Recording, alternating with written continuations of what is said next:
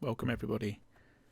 Today I'm going to be converting this World War I Baldwin Consolidation 280 locomotive into the US Army version that's served over in France, which will be also similar to the Railway Operating Division's version. This US Army stateside version is a little different. For example, the tender is the incorrect shape. It's got ladders at the front that shouldn't be there.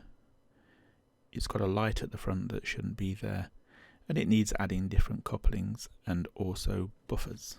So that's what I'm going to do, and repaint it as well, of course. So this is the rod version. As you can see, it's got a different tender. The bell's been taken out, the lights are out, the stairs are out, but on the front they've put some supportive rails. The US Army version is almost the same, except they've kept the bell, although I managed to break mine. But this is the version I'm doing, and you can see it's grey and not black. Otherwise the same as the rod.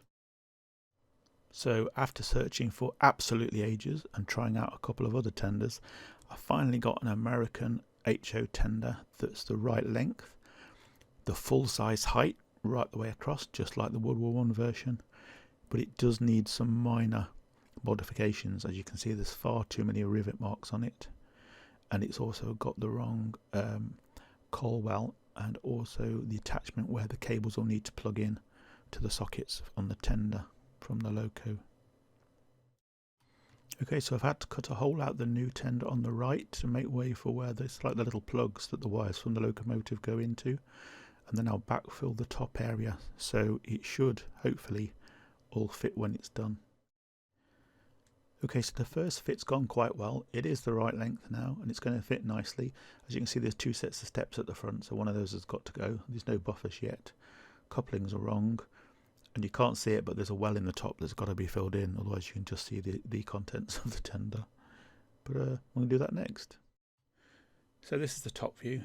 As you can see, I've got a space to fill. On the real tender, actually, the gap, the hole where the coal goes is actually quite a bit wider, and it does have one of those kind of shields like the original tender did, but I'm not going to put that bit in. I'm just going to fill the well here rather than risk cutting some out and making the tender a bit weaker, and then I'll fill it with some real coal. Okay, well, this is the light attachment out. That came out quite easily. I just kind of pulled it basically and took the other bit from the inside. Unfortunately, I managed to break the bell, take it off, so that can't go back on afterwards, so I may have to find another one. And then I've got to fill the holes that they have left behind. Okay, so the next job is removing those steps, and I need to get some support bars that go in there afterwards. I have actually ordered some, it's like brass rod, but quite firm, so I can cut it to the right size rather than make my own more flexible stuff.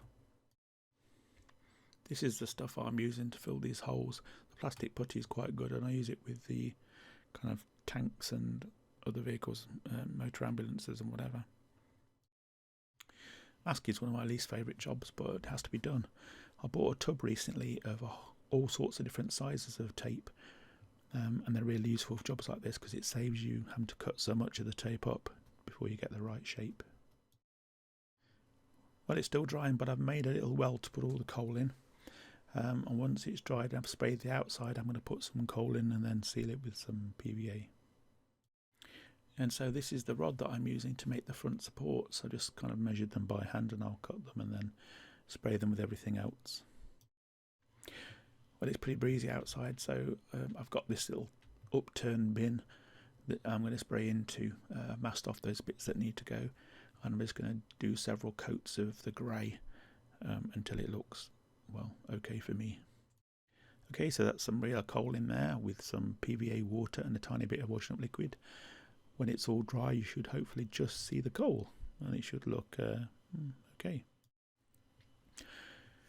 So the coupling that was on this was not suitable and wouldn't fit anything I'd got, so I thought about what to use, and I've started to experiment with some of the new Hunt couplings, which are magnetic, easier to connect, and so I'm gradually changing over some of my stock. I thought I'd try one here. Now they do a screw-in one, and there was a screw holding the old coupling in. Unfortunately, the actual coupling was too wide because the wheels were turning and catching it. So I've managed to saw with a hacksaw the other two sides off, and it seems pretty strong as it is. So just got to add some buffers to it now, and we should be ready to go.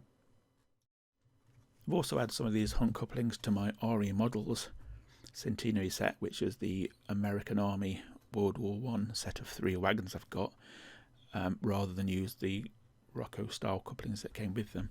And it means they're going to be more compatible with other stock I've got, and they look pretty good and they seem to work, and they certainly clip together, as I'm going to show you in a bit in a short video.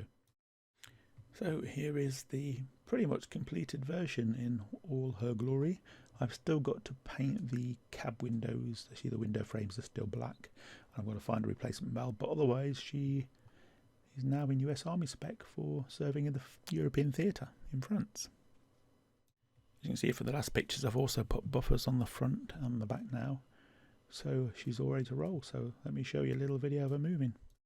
I forgot to say the locomotive wouldn't fit under my back scene, and neither would the railway gun or a crane, so I've had to cut it out, and gonna have to do something slightly different here, I think.